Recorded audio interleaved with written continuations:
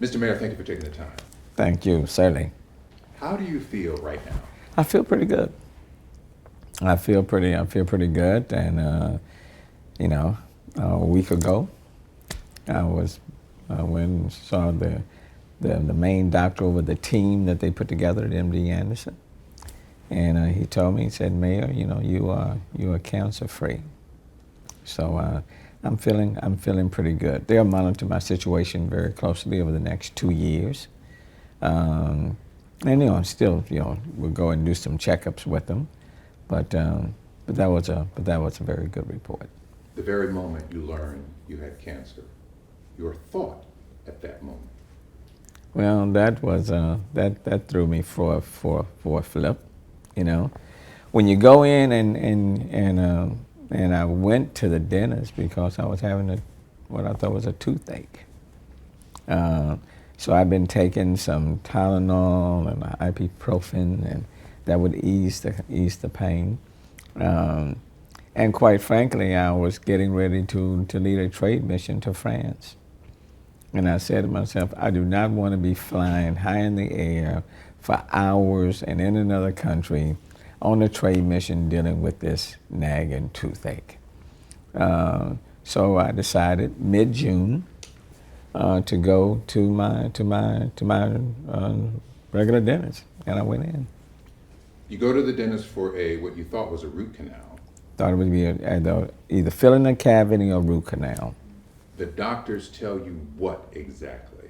Well, my doctor came, she looked at it, she checked, tapped on the tooth, and was trying to see, where was the pain coming from.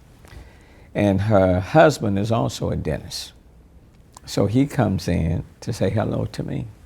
So he comes in, they're talking about, this ache that I'm having. And he looks at me and he said, Mayor, how long have you had this little lump on your jaw? And I said, I don't know, maybe about a week or two, a couple of weeks maybe. So he noticed a lump in your jaw? He noticed that there was a lump I see. Right on my jaw. This is just swollen right now, but he noticed it was a lump, and so he looked and he said, I tell you what, just to be safe, I'm going to send you to a specialist to take a quick look. And a couple of days later, I went to the University of Texas Health Science Dental Summit, and went in. Guy said, comes, open up. He opened up. He looks, probes around a little bit, doesn't say very much, and then he says, Mayor, I'm going to send you for a biopsy. I said, a biopsy? Biopsy for what? I said, I just, I got a toothache. and he said, yeah, but I'm just trying, where's this lump coming from? So I'm seeing you for a biopsy. So I said, okay, cool, fine. And then I think it was the next morning in June, just before Juneteenth. I never forget because United was celebrating Juneteenth with this all-black crew. Yes. Okay. So that morning is when I went and had the biopsy. It was like at 8:30 in the morning. So in order to do the biopsy, you have to go and get to the bone and stuff. And I'll never forget that morning. Do the biopsy, and then put a lot of gauze in my mouth and stuff. I get in the back of the truck, and then I head to the airport for United's event. And I did not plan to speak, because I was just just had this biopsy. And just as soon as I walked in, they started introducing me to speak. I said, dang. So, I get up and spoke. But anyway, so did the biopsy, and then we had I'll never forget, then we had the Gay Pride Parade on that Saturday, and we were planning on leaving for France on that Sunday.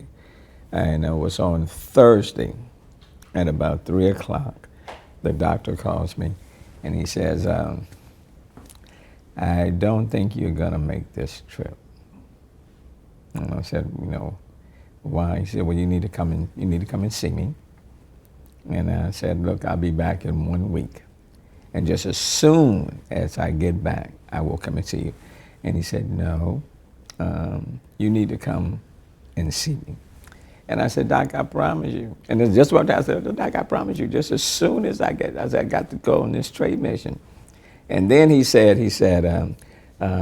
Sylvester, there will come a time when you'll put your health in front of everything else. And that's when it hit me. And I said, okay. Did he say over the phone you had cancer? No. He simply said, you need to come see me, and you shouldn't make this trip. What was that conversation like in person?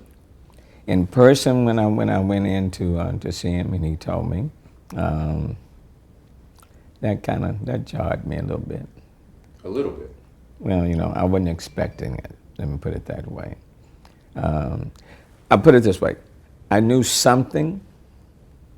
I mean, if I'm saying I'll come back in 1 week, and you're telling me I don't think so, and then when you end it by saying there comes a time when you need to put yourself in front, at that, to be honest with you, at that moment, I kind of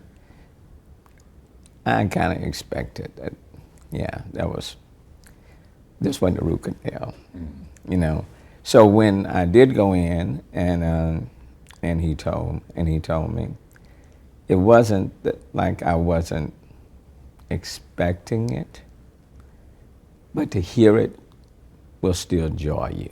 It will still, you kind of expect, but you're also expecting something less.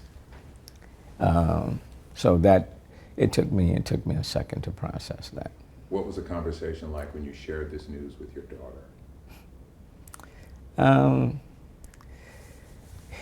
I kind of softened it. I simply said that, there was a growth on the bone, and the biopsy said that it was, how did I put it? There was a growth on the bone, and they needed to go in and remove it. You didn't tell her you had cancer? Initially, no. No. Being a father, I see. Yeah, you don't want other people to worry about your situation, so to speak. And I think there's a tendency to soften. So that was the course that I took. And when she did find out? I think at that point, I'd soften it, and then things moved very quickly. I mean, when I went in on that Thursday to see my oncologist at MD, the main one, and he said he wanted to move fairly quickly. So, told me on a Thursday, I was in surgery the very next Thursday. So in that time period, my daughter came to understand. My sisters, family members came to. I told them. Difficult conversation. Yeah, but even then, I didn't tell them everything. I told them what I thought was enough. They kind of knew something.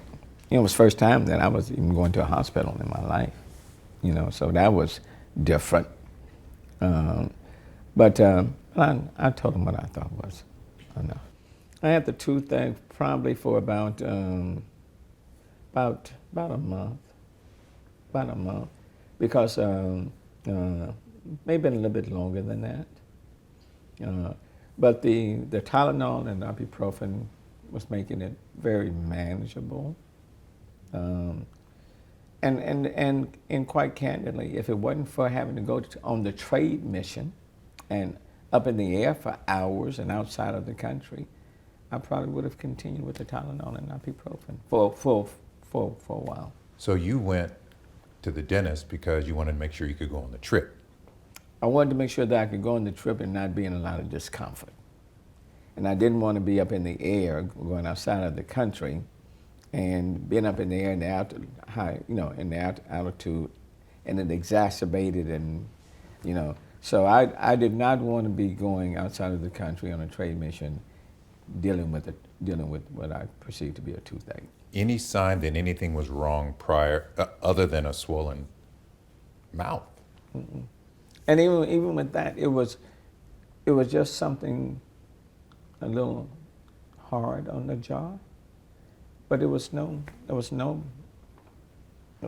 other sign. And quite frankly, it came up fairly quickly. So it was only there maybe a couple of weeks, and not so much that was not what drew my attention. What drew my attention was that ache. That's what drew the attention. It was not this little lump on the jaw. And so, I mean, obviously you're mayor of a large city in Texas. I mean, you have, when you get the cancer diagnosis, when you hear that, like what goes through your head both personally and professionally? Well, no one wants to get the big C. So like I can deal with everything else, but not that. So I mean, it does kind of hit you for a minute. You said it threw it for you loop. Yeah, it jarred me. Scared? Fearful? It jarred me. I mean, you have to bear in mind, my dad died of cancer. Okay, my dad died of leukemia. So that it will jar you. And so you quickly process. And then I quickly said to myself, okay, So a lump in your jaw. you are not immune. I see. So why not you? This is just swollen right now. You're not special. But he knows it was a lump. So I had to quickly process, accept, come to grips with it, and then the next step was, as I said to the doctor, okay, so how do we deal with this? Tell me what the next steps are.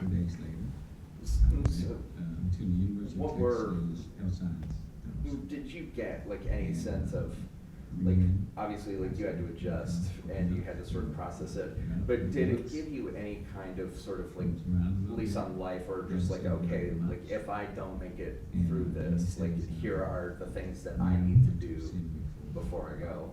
Mm-mm. I never drew any conclusion that I was not going to get through it. That never came into my mind. What I simply said to myself, okay, Doc, you've told me what I have. Okay, I got that. Now tell me how we're gonna fix it. And that was what are the next steps? Tell me what the next steps are. The next steps were involved.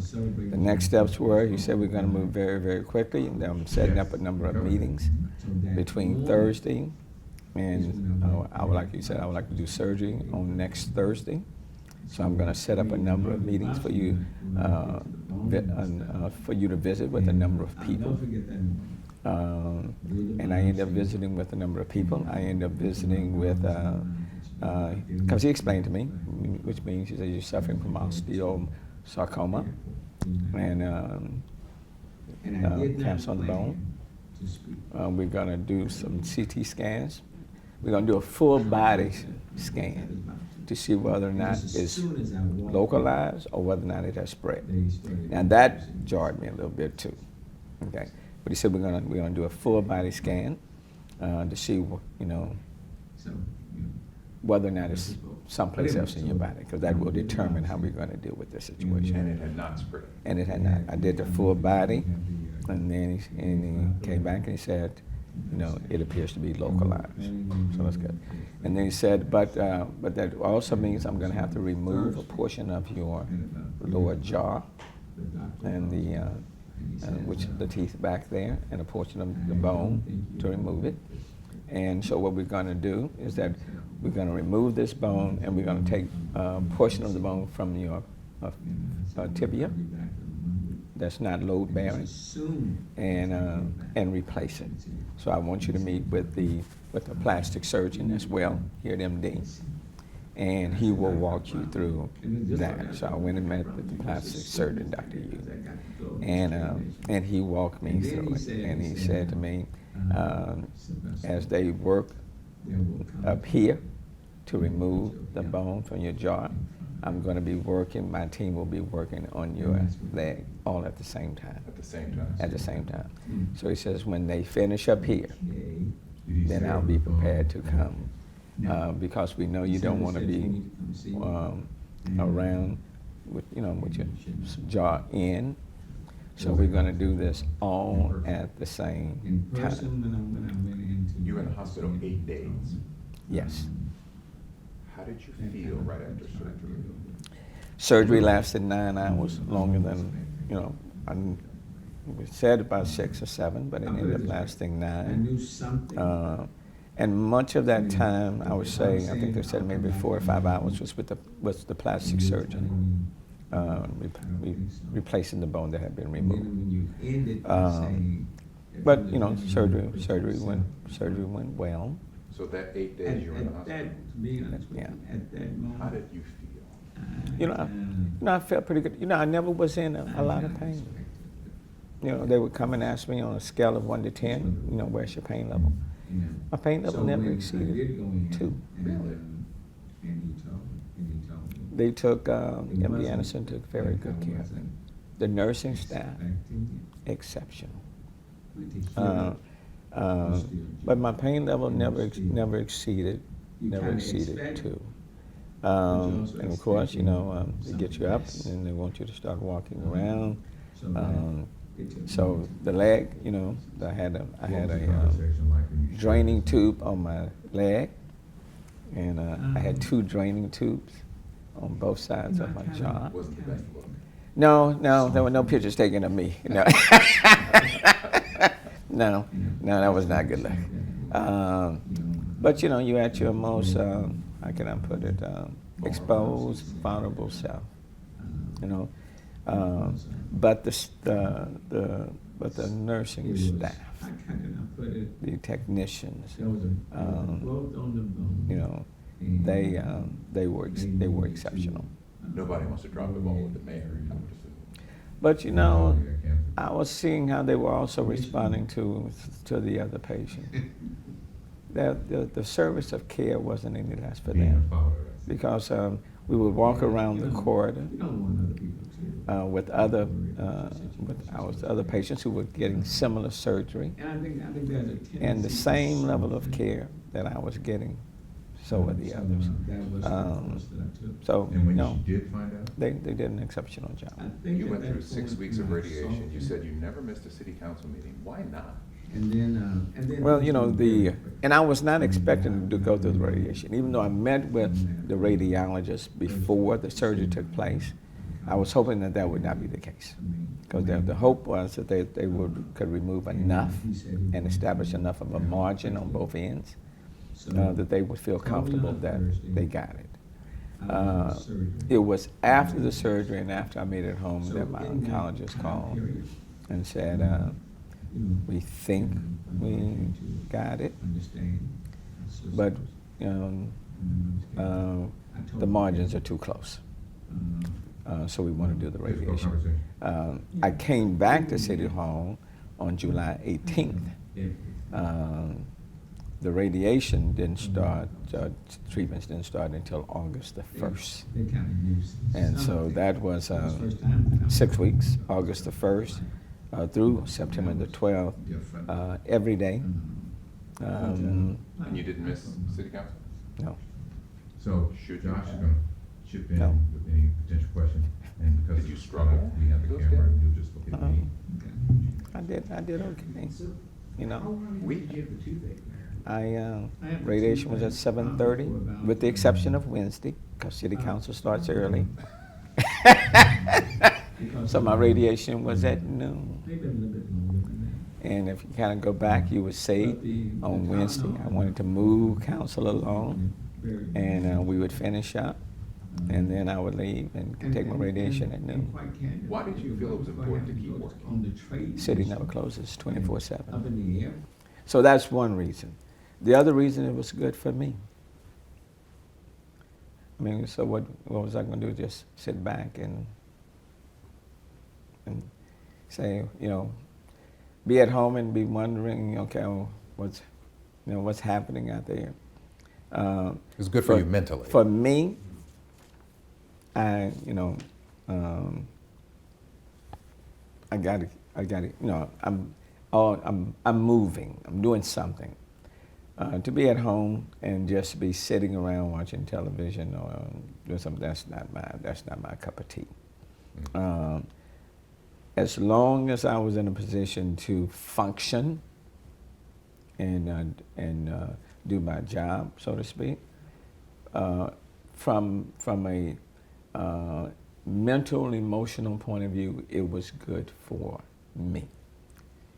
And I even said that to the doctors. Because I would go in and they would say to me, we saw you on the news. And I would say to them, not me. It wasn't me. He said, oh no, we saw you on the news. We saw you walking through at this apartment complex. And they probably wanted to know why. And so they were saying, so how you feeling? I said, I'm doing okay. I'm doing okay. And he said, well, are you getting a little tired during the course of the day, you know, with the radiation? And I was saying, you know, there may be some time in the afternoon where things kind of, you feel a little tired and, you know, but, you know, you work through it. But it was good for me. So you're talking about City Hall job as a coping mechanism for this disease. I mean, was it like that, or were you having to balance the two in your head stress wise? Like how does that work? Well, I mean, bear in mind, I mean, even when I was in the hospital late at night, I was sending texts to my staff and directors. Still working. As far as they knew, I was either on vacation, because my vacation was scheduled right around that week anyway. So that didn't stop. So wait, let me stop you. Did your staff know you were going through treatment? No, the only person on my staff that knew was the chief of staff. Other council members? No, So you were showing up after radiation and nobody knows? no. They knew what I said to them is that I had major oral surgery, and I had several of my teeth removed from the lower part of my jaw, which was true. And I came back with this mask on. They knew my side of my face was really swollen. They knew that.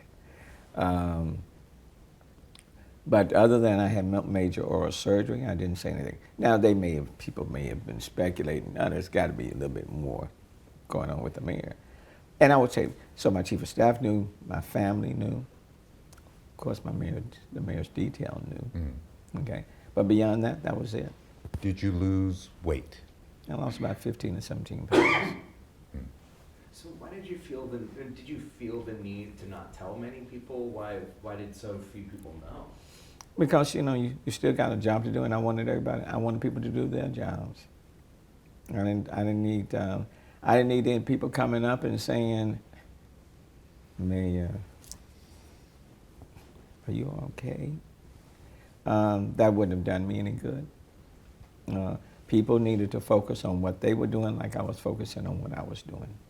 I was getting the best medical care possible, so I knew I was in good hands. Mentally speaking, I was in a good place, and I wanted to stay in that space. Has this changed your perspective on life? It does remind you of what's important. It helps to keep things, it helps to keep things in a better perspective. Has it challenged your faith? My faith has always been strong. It is my faith that brought me through. And that is why when the doctor told me that I had the cancer, for a minute, it joyed me, through me. But then it was at that point when my faith kicked in and said, Sylvester, why not you? And trust and believe that the same God before is the same God now. And why have faith if you can't tap it when you need it? And so my attitude was, okay, let's go. So the surgery came through, it was fine. The radiation was a bit challenging because I'm claustrophobic. And a part of the radiation was putting this mask, which I brought, putting this mask over your face. I went the Friday before radiation started to get fitted. And they put the mask on to get it fitted. And I was okay. On Monday, when it came time to start the radiation, and they put this mask on my face, and then they strap it so it fits real tight, and I couldn't see through, and it was like another layer of skin.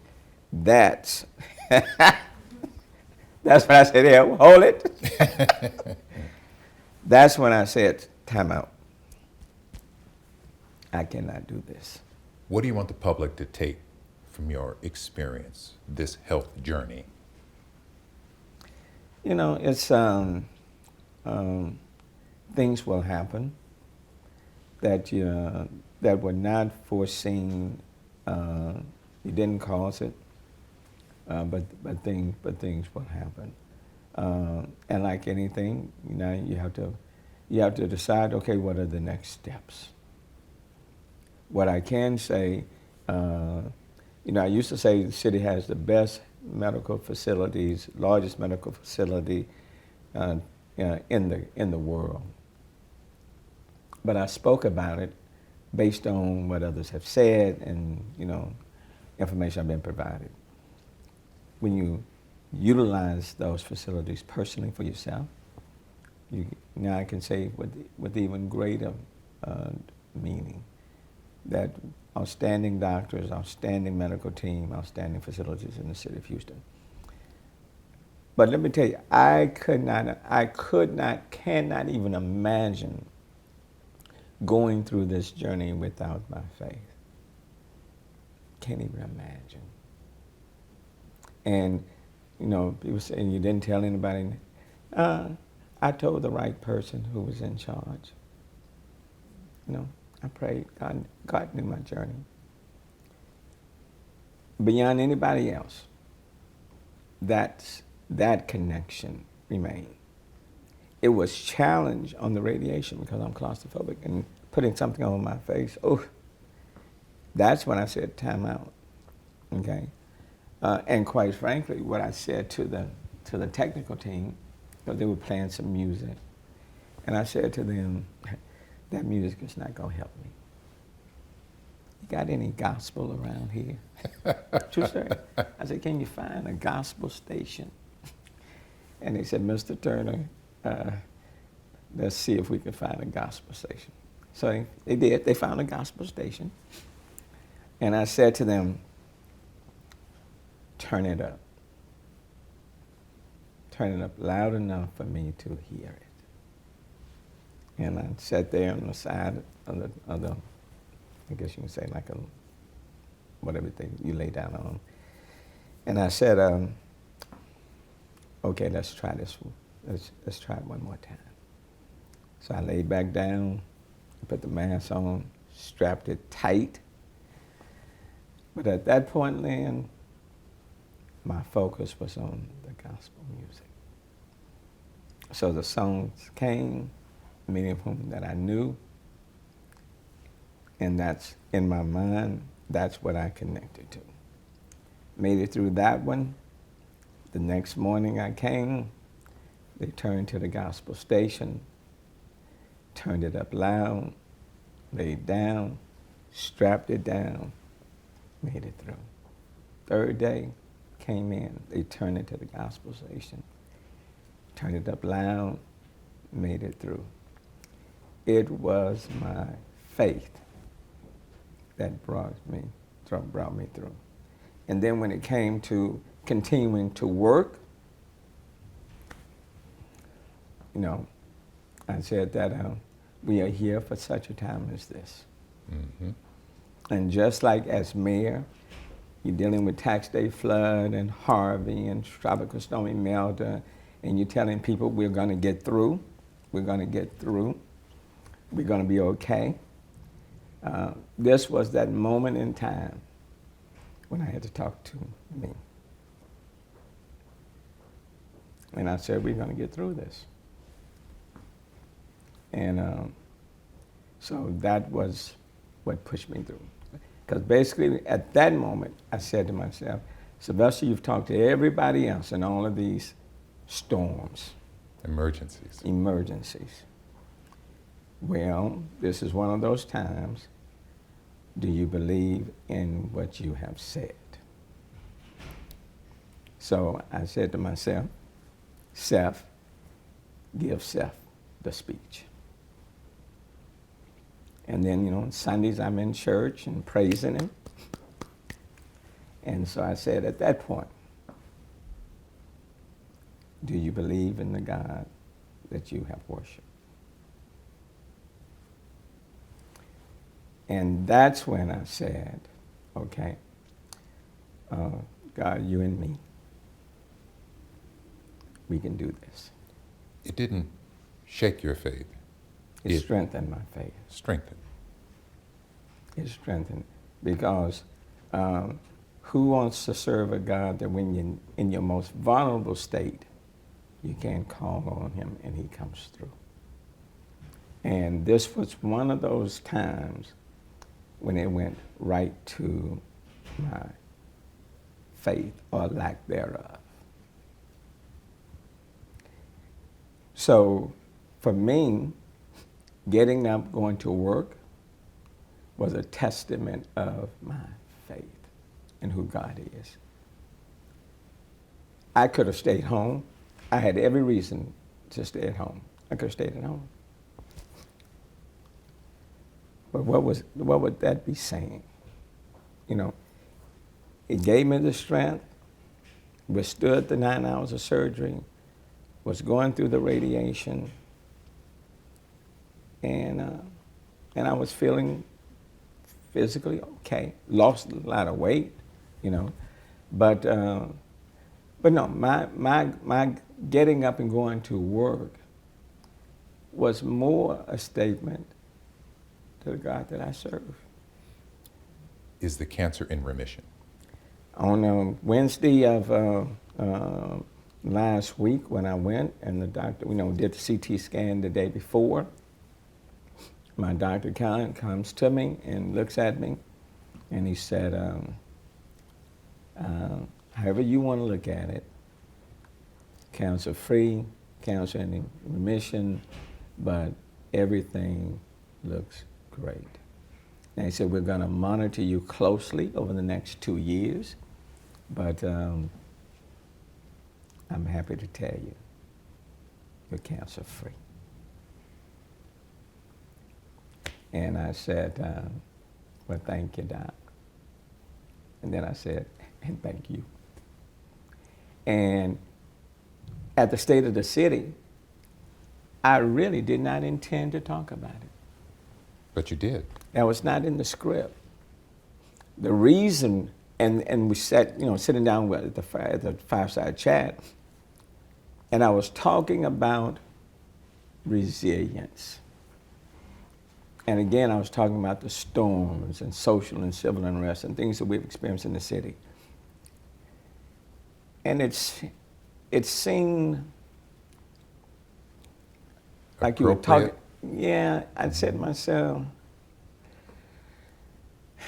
Sylvester, you need to tell your story. And I heard this. I heard someone say a while ago that sometimes you go through stuff, not just for you. That sometimes you go through stuff to benefit somebody else. So how dare you just hold on to your story when it may not just be for you? So at that moment, I decided this is a city in which I am mayor. There are some things people see you going through because we're going through it together. And then there are some things that people don't even know your story. But you need to tell the story. Maybe somebody else is going through something similar and they need to hear it. And that's when I decided, okay. I didn't even tell my daughter. She was sitting in the audience. She came up to me afterwards and said, Dad, you didn't prepare me for this one. I said, hell, I didn't know I was going to talk about it. But that's when I sat down at that moment and I said, oftentimes we go through stuff not just for oneself. Somebody else may be going through something similar. Or somebody may be experiencing an ache or a pain, and especially men, and either ignore it, take Tylenol, and we muscle our way through it. Now, take note of that pain or that ache or that lump and go get it checked out. And somebody needs to hear it. And quite frankly, since I told that story, then I've heard from others who thanked me for sharing it. And even one of our leading academicians in our city was experiencing something similar. And he sent me a text and said, I appreciate you telling your story. And now I'm telling mine. Mm-hmm. So, wasn't intended, but I'm glad I did. And then from a personal note, and once I said it, I felt so much better. Because it was like, okay, now you know. I can stop explaining why I've lost a little weight, or people, even if you don't tell people, if, they notice, they have their own buzz. People come up with their own speculation, and so now let me just put that to rest. And so once I shared it, I felt better.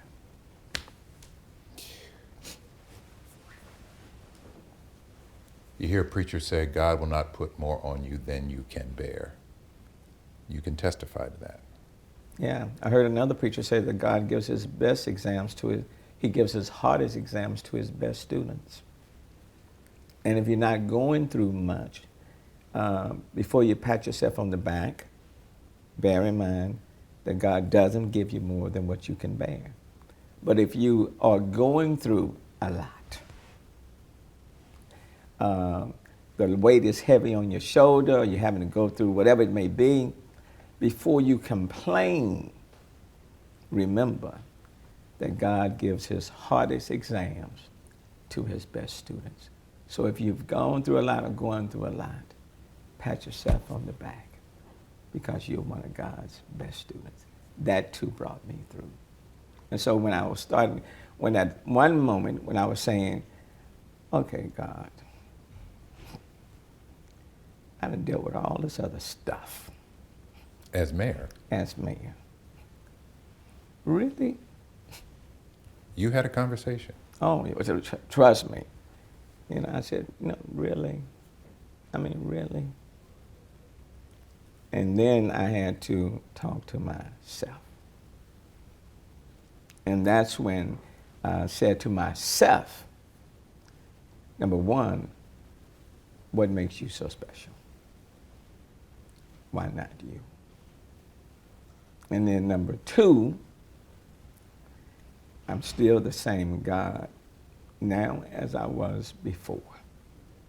You believe me then, believe in me now. And then number three, I won't give you more than what you can bear. And then just to put, to kind of put a pin on it, it's like, even if I don't bring you through, it's not because I can't. It's just your journey. But on this one, I felt pretty good. Is there, anything that, you've been meaning to get around to until now, that, this brush really made you go, okay, now it's time for me to get around to this? Anything move to the top of the list there? I think when you face these moments, you recognize that time is limited, that we are finite creatures. We will not be here forever. So it does cause you to really say, okay, what do I want to accomplish? And let's move forward in getting it done. Let's not procrastinate. Tomorrow is not promised. And don't take life for granted. Don't take yourself for granted. Don't assume that because you in the best of health and all of that it will remain forever. Just like that, life can change. So value each moment. And what I tell people, and when I say with even greater conviction, live your life of no regrets. For the time for which you have been given, do everything you can between those two marks, date of birth, date of death, and live your life of no regrets. Don't allow fear to paralyze you, and you don't move. So whatever is on your heart and mind to do, do it. And don't allow people to say to you what you can't do, and don't assume that you're going to have plenty of time down the stretch to get it done. So whatever is on your heart and mind to do, do it. What are those things for you? For me, number one is finishing the job that I now have. You have, 14 months left? No, about 13 months. About 13 months or less. Hold on one second. Good? Okay. So for me, as I've indicated, as I said to my executive team, all of the major projects that we have, that we've been working on, let's get them done. So what I've said to them, I want periodic reports on where we are.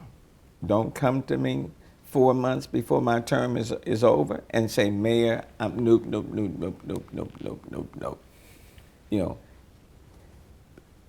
On a monthly basis, or if not more, tell me where things are. Let's get them done.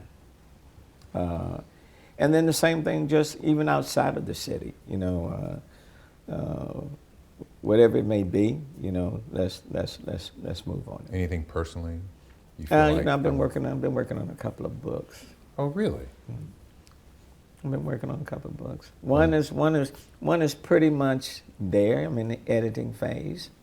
That one's more personal, about people, circumstances, events that form my thinking. So that one, I'm pretty much there. The other one is pretty much, the theme is leadership under major crisis. That one focuses more on being mayor and the events. And God has a sense of humor. because the focus has been on storms, social civil unrest, COVID, those type of things. You just added another chapter. And that's where I say God has a sense of humor. Because the outline, and I'm just in the outline phases of this one, the outline wasn't complete. And the Lord said, okay, I got a closing chapter for you. You know, so that is different. But those two things. That's really what I spend a lot of time on. So did those come about after you were diagnosed? Say it again. Or did those come about after you were diagnosed, or had you been working on those? No, I've been working on those two for several years. The first one stopped. It doesn't even cover the mayor's race. The first one covers more of things that transpired from my early childhood days up until my last day in the Texas legislature, and it stops. One thing I wanted to ask, you're one of 9 children. Yes. How many are left? There are 5 of us since I've been mayor. Well, my mom passed in December of 2014, just before I announced to be mayor this third term. And then I have had 4 brothers and siblings that have passed since I've been mayor. Hmm. So there are 5 of us left. Must weigh on you. Yeah, you have your personal challenges. You know, prior to my mom, well, my dad died when I was 13, and since then, not too many of us have passed. And then when my mom passed in December 2014, then I had another sister that passed. My oldest sister passed shortly after that, and then 3 others. So, yeah, those are the personal travails, and you know. But again, it's another reminder that life is uncertain. Mm-hmm. You hold on to those memories, and you keep moving. 4 are left? 5. 5 of you are left. 4 5 have of us, passed. yeah.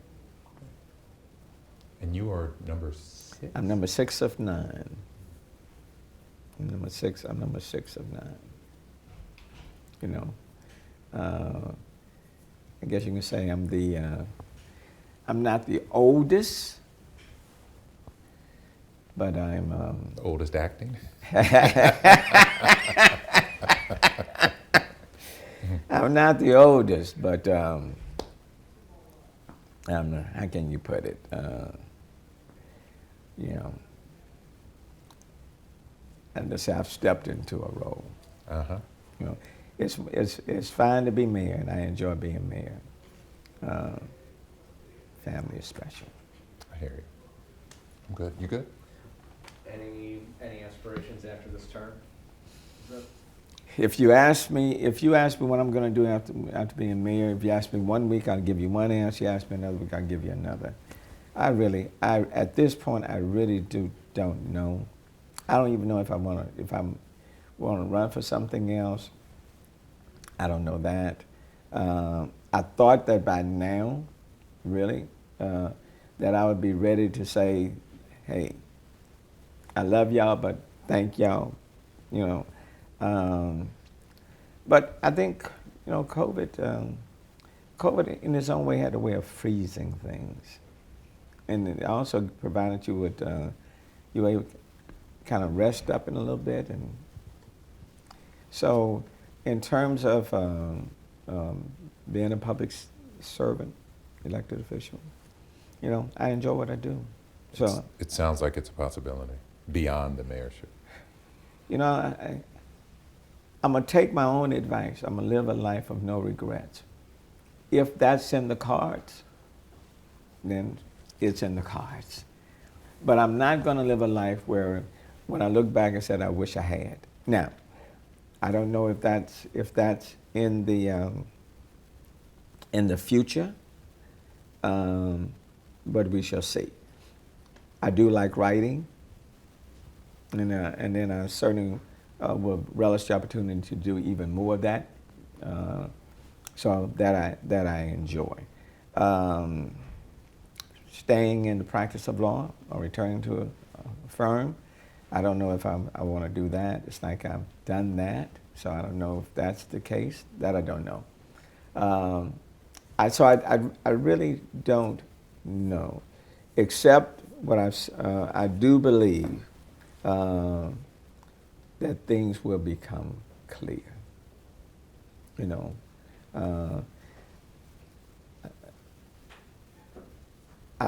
I'm reminded of what this older lady said to me out of Acres Home. She said to Sylvester, don't park your car as long as you got fuel in it.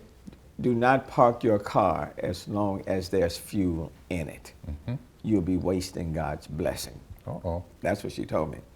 And so, I'll evaluate whether or not I still have fuel in the tank. And if I still have fuel in the tank, we're gonna keep driving. Well put.